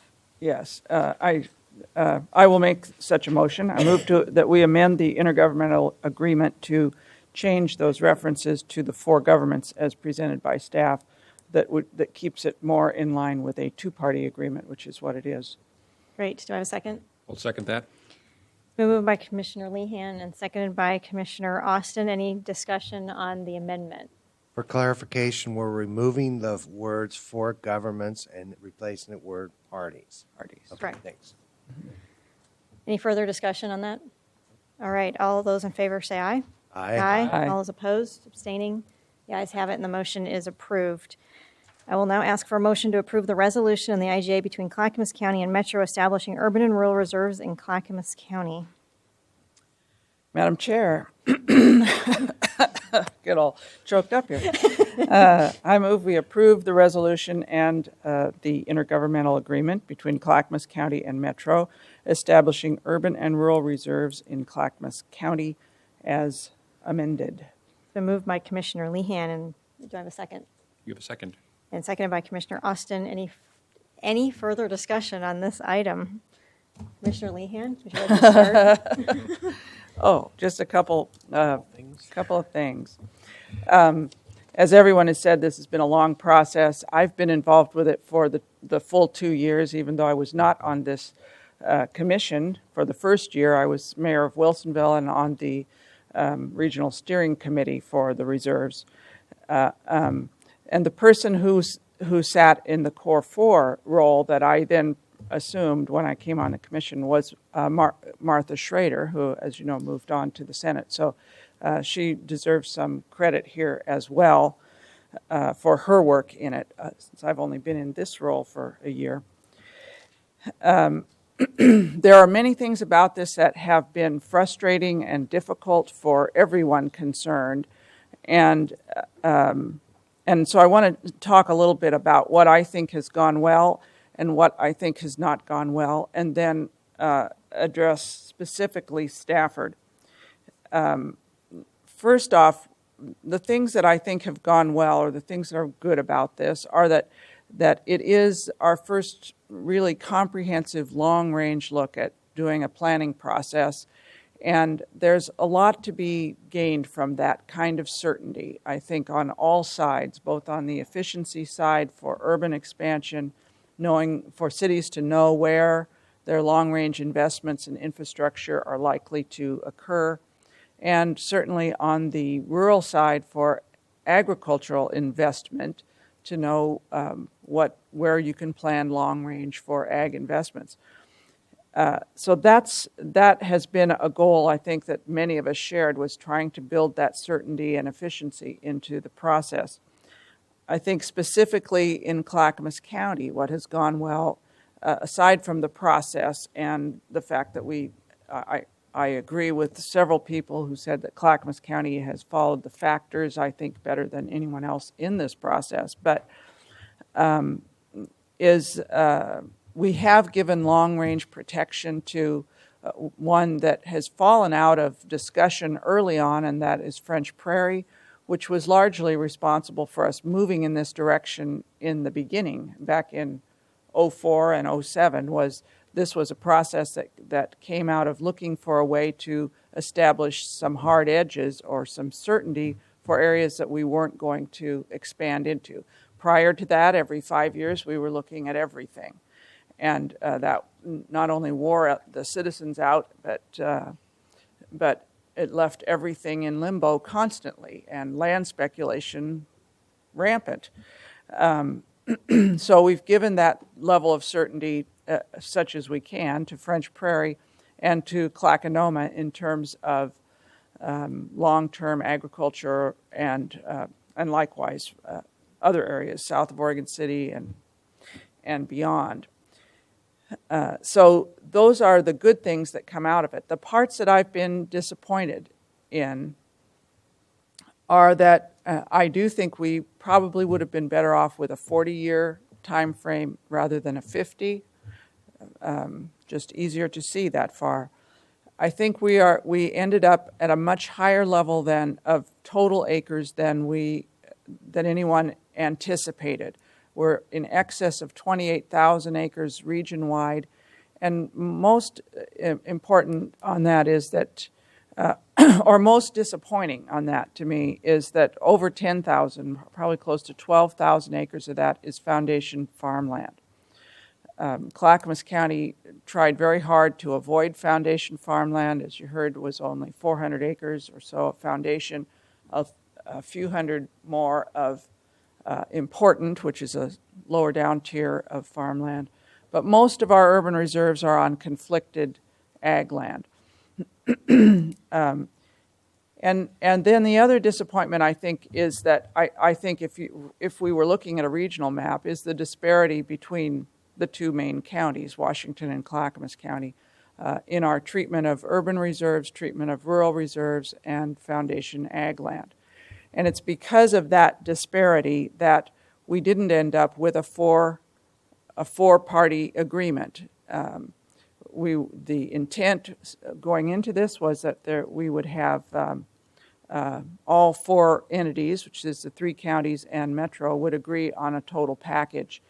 That became very difficult because Clackamas County and Washington County had quite different approaches in many ways. And so we ended up with the two-party agreement between Metro and each of the counties. And that's the reason for the amendment to change the four-party language. So we go forward with the two-party instead of the four. I'm more pleased with how Clackamas County has come out. one other general thing with regards to the undesignated, since Mr. Weiss brought it up. The undesignated in Clackamas County, while it could eventually serve as some sort of a buffer, that was not the intent.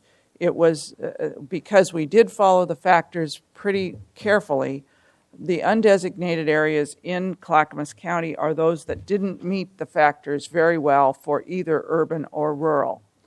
None of the undesignated areas in Clackamas County that are inside that 3-mile band are foundation or important farmland. They are all conflicted ag, or they would be green. And and on the flip side, they did not meet the urban factors well enough either. They were difficult to serve, or whatever, too far, many things. The areas around Canby, and for that matter, our other neighboring cities, are those undesignated areas. We worked pretty closely with those cities because they're not part of this process for urban reserves. So the undesignateds around those areas are for those cities to be able to establish urban reserves in. We worked especially closely with the city of Canby because Canby is surrounded by foundation farmland, and we wanted to set aside enough for them to be able to expand and do their urban reserves in their separate process, since they are not part of Metro, and at the same time protect farmland because it's so prime there. Which brings us to Stafford.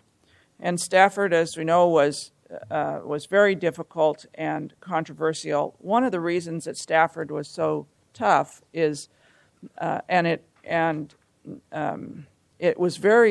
didn't meet the factors for rural, and it was problematic on the urban side. People could argue that it was urbanizable or not. I think everyone agrees that it's very expensive to urbanize in Stafford. It was also made difficult and tough in terms of decision, because even amongst people who agreed with the ultimate vision, the vision and value statement of the hamlet, disagreed on the best way to get there. Some people thought we could achieve it best with an urban designation and the principles. Other people, including myself, would have preferred it to be undesignated. But it became clear through the process that Metro was determined for it to be urban, and that they would, and furthermore, would not support the kinds of changes that we were anticipating if we made it undesignated, the kinds of things that we wanted to do to achieve the vision of the Stafford Hamlet were not going to be allowed by Metro. So we did our best to push Metro, and it took some heavy lifting. No, took some difficult pushing. I wouldn't say shove, but push almost came to get them to agree to have the principles that we put in there in as a part of the IGA. They didn't want those in there, and we insisted that if Stafford was going to be an urban designation, we had to have those principles, because we wanted to strengthen the role of the cities, strengthen the role of the hamlet, and be sure that we had reference to the vision and values statement. And I think we achieved that in the principles, and I think that's a very important piece going forward, because when you look at what has to happen for development to occur in Stafford, the flip side of what happens with an urban reserve designation is that no changes are allowed now, aside from what is currently allowed. You can't ask for subdivision of anything or new uses of anything until the urban growth boundary moves. And that's a very difficult thing. And for Stafford, I think is likely to be a long ways into the future, because In Stafford, you have no city who is currently interested in serving it, and both governance and a concept plan will be required before the urban growth boundary moves. In addition, 2 of the likely cities, West Lynn and Lake Oswego, have voter-approved annexation. Stafford could create its own city, I suppose, but that's a very difficult process, and you'd have to get the hamlet to agree to that. So there are many logistical hurdles that I don't see overcoming for Stafford to develop anytime soon, where I think that portions of Borland might, and other portions around the region, other areas will come ahead of Stafford. It would be my prediction, but then my crystal ball is very fuzzy. Finally, I just want to say that this isn't a perfect system. We know that there are pieces that were not, that will continue to come up, that we'll need to make corrections for, and we've tried to build that in. Metro has tried to build that into the process going forward so that we can make minor amendments and changes. And I do want to thank both the public, who's been so involved in this all along, and our staff, who've done a tremendous amount of work, often on very short time schedules, like today, when we have yet another hearing to get all this stuff put together for at 2 o'clock this afternoon. So that would be the extent of my comments, and I'm sure perhaps you have comments of your own. Commissioner Lehan, I think before we move on, I think Commissioner Bernard was going to start us off, but I just think on behalf of the board, we owe you and the team a great deal of gratitude for all the hours and dedication. I have never seen an elected official strive for the high bar of communication that you had with each and every citizen and property owner to make sure that they knew what was going on in terms of where they were in the process and how they could be actively involved. Whether you may have agreed in the outcome that they were striving for, you were open and transparent and allowed them a lot of time each individually. You also set a high bar in terms of communication with other agencies and asking us to think out of the box, asking other jurisdictions to think out of the box, and really figure out how to achieve not a perfect, but a good compromise in the end, because you thought regionally, not just locally, not just by property, but regionally. And that is an amazing ability in an elected official or a person to be able to see regionally and then all the way down to the specific property level and how that impacts, and be able to articulate that clearly and thoughtfully to each and every individual. So thank you. Well, let me just respond to that. Because I think this commission in this process took a lot of heat. I mean, all of these commissioners did for exactly that. Why didn't we just mind our own business and and stick to our own county? But we were regional players, and I think, and I had told constituents, for instance, in French Prairie from the very beginning of this process, that it wasn't about protecting French Prairie at the expense of the Tualatin Valley, that we had to all look at it as a regional process, and I think that's what we did, and to the greatest extent possible. I think more than the other players, Clackamas County tried to do that, and I know all of you took a lot of flack on my behalf because of that. So I apologize. No, thank you very much. No, we appreciate it. Commissioner Bernard? I'd like to start out by saying that I've known Commissioner Lehan for about 8 years. When I served as mayor of Milwaukee, and she served as mayor of that town south. Wilsonville. But one of the things that that I've seen in this process is it has been a defining moment, a very important moment. One day, Kitzhopper's walking down the hall and he points at her and he says, "Don't argue with that woman; you'll lose every time." And I think that Charlotte has done an outstanding job, and this is her defining moment. And for the county, it's very important that this defining moment, we can hold our head up and say that we have applied the factors, we have followed the law, and we've done everything we possibly could to protect foundation farmland, even though it's not in our county. We have worked with, tried, toured, walked, shoved, climbed every hill trying to make sure that we protected the farmland. I was born on 35th Street, and this is a good example how long it takes. I was born on 35th Street in 1950-something in Milwaukee, on 35th Street. Today, Milwaukee goes to 42nd Street. So it took a long time to get there. I remember there were cattle the street over. So it takes a long time for things to happen. But in the beginning, I have seen so many maps, I'm confused. Every day I see a map, which one we should have numbered them. It must be 5,000. And at one point, a map came out with 27,000 acres, and some commissioners or counselors at Metro said, well, that's way too much.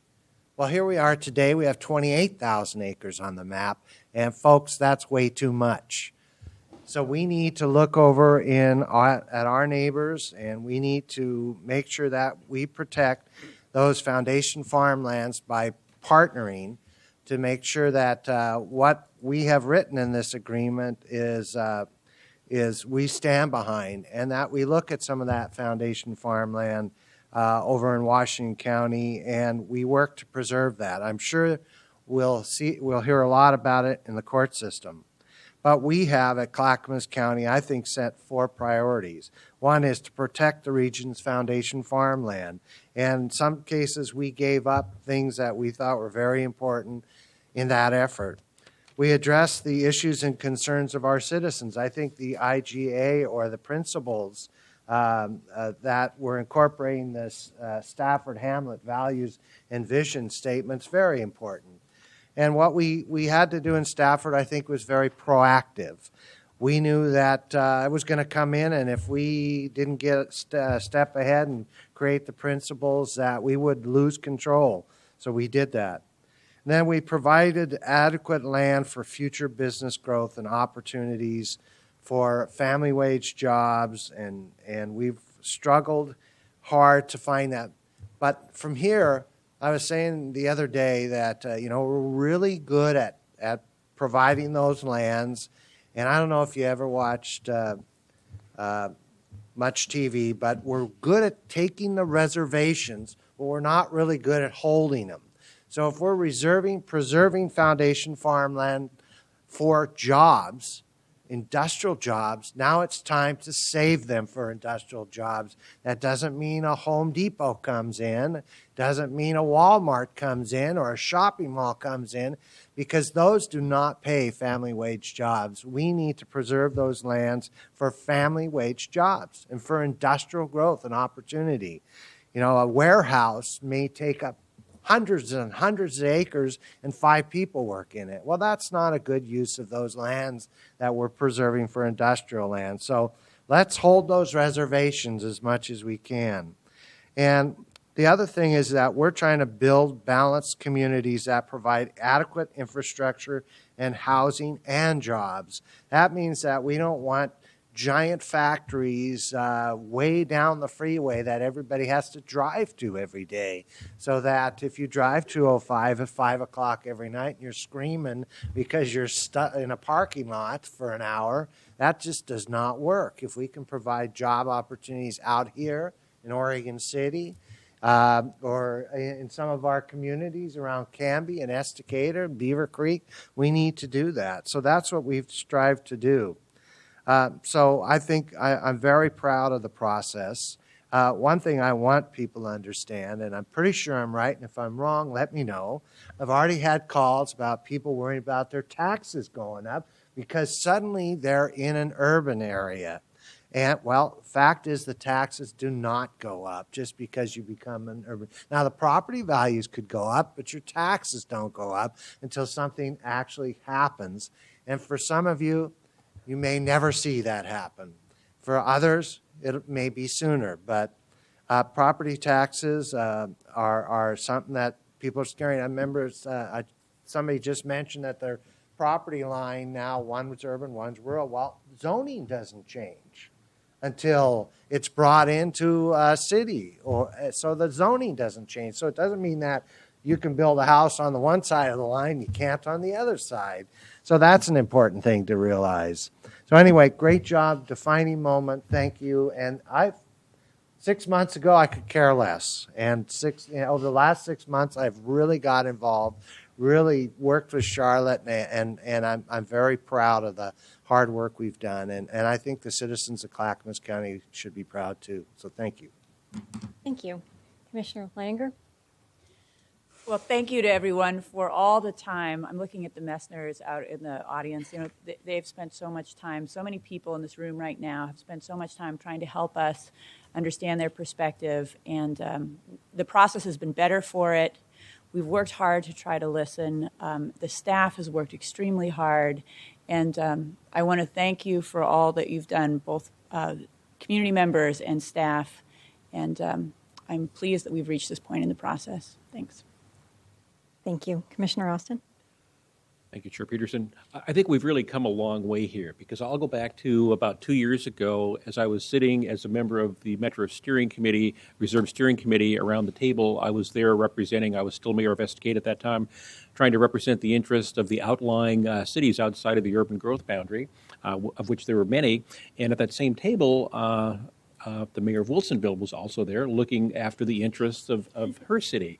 And I'm trying to highlight here something that's called changing roles, if you will. So I think both of us ended up in different places. And as a member of this Board of Commissioners, our roles have changed substantially. So as Charlotte moved in, Commissioner Lehan moved into the Core 4 role for Clackamas County, she not only had to take on a larger role of looking at the needs of the county overall, not just one city, and also looking further to the other counties and what were they doing and how did they set up their committees and what were the criteria, how were those people being listened to in all of the various open houses. So I really congratulate Commissioner Lehan for all that hard work and the ability to move from one city to a much larger region. And it took a lot of time, even that first year. The reason why I said it took a long time, we've come a long ways, is that during the first 6 months of the steering committee process, I think we were finally able to agree on what was the area to even study. Never mind, what areas were we considering for urban or rural designation. So it took a lengthy time period to get all the parties at the table, and the parties representing from home builders to forest industry, the agricultural community, just about everybody was at the table and then some.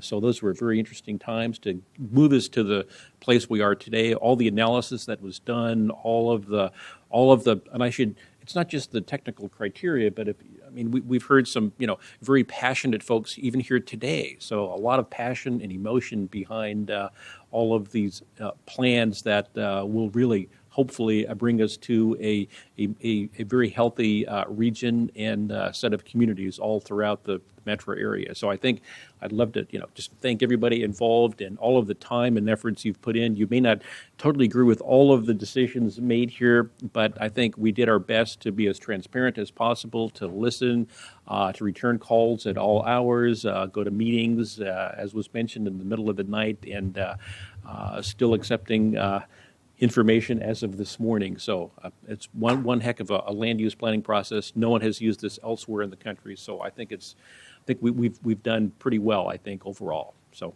thanks again to Commissioner Lehan. Oh, it's not me. It's not about me. Well, I just want to sum up a couple things. One is that this board is all about accountability and transparency. We very much appreciate everybody who came in today to listen and weigh in on this discussion yet again. And you're all going to get up and go over to Metro now, have a good lunch in between. I think that this process that we had was upheld by LCDC and by our citizens to be the most transparent and accountable, and that's the high bar that we strive for. And so I just want to thank our staff for setting that up and knowing that that we are now an example and a model for the region and the state, because there are other regions within the state that are going to be looking at whether they want to do this process as well. So I do need to talk about Stafford for about a minute, and I will try to make it quick because you all have been very patient, and because this is such a historic decision, it is important that we all really have our say as well, because we have been listening and discussing and compromising with you all the way along, but not ever having really weighed in on anything specific until now. I think anybody can probably Google me and come up with several, if not one or two, op-eds from me on the value I have on Stafford, because Stafford to me is not an issue, it's a value. I think I come from a long line of former city councilors from Westland and Lake Oswego who became county commissioners, former Commissioner Darlene Hooley, who became a congresswoman, and Commissioner Judy Hammerstead, who went back to be a mayor of Lake Oswego, of not wanting to see us lose the value of Stafford. And to us, Stafford has the same value as Sophie's Island does to the city of Portland. And I think not recognizing that has been a hard part of this process for me personally, of not having the region understand that value, having been somebody who put out to the voters a bond measure for $10 million to purchase and protect land in Stafford, who has worked with their Three Creeks Nature Work Land Trust to buy land in Stafford. It's all very important, but I will not do is put my own personal value on that up against what is a regional value, and that is the protection of farmland. And in this case, compromises did need to be made. And because we needed to compromise in order to not bring other farmland in, that it was much more important, I was willing to see this move forward. But I need folks to understand that they do have a value. All three cities have an extreme value on this area. And as we move forward, I put a lot of trust into the citizens and a lot of trust in Commissioner Lehan to get those principles worked out with Metro, to have legislative intent. And I can guarantee you that I will continue to be an advocate, as well as this board, for what is in those principles of intent of what we are trying to accomplish within that area. And I will hold any developers in that area to a high bar, that has to be a livable community. And we have to get the density where we all agreed it should be down by I-205, and less density and less development further up. So with that, I'm going to stop my soapbox and just continue on the next steps, which is that we still have other things that we need to do. There will be a lot of expectations that I think need to be managed throughout the next part of this process. When we have done urban growth boundary expansions, when we have initially done the 1973 Oregon Land Use Planning Program, expectations were set extremely high, and there were still fears. And I think what we need to do is manage the expectations that suddenly everything will develop.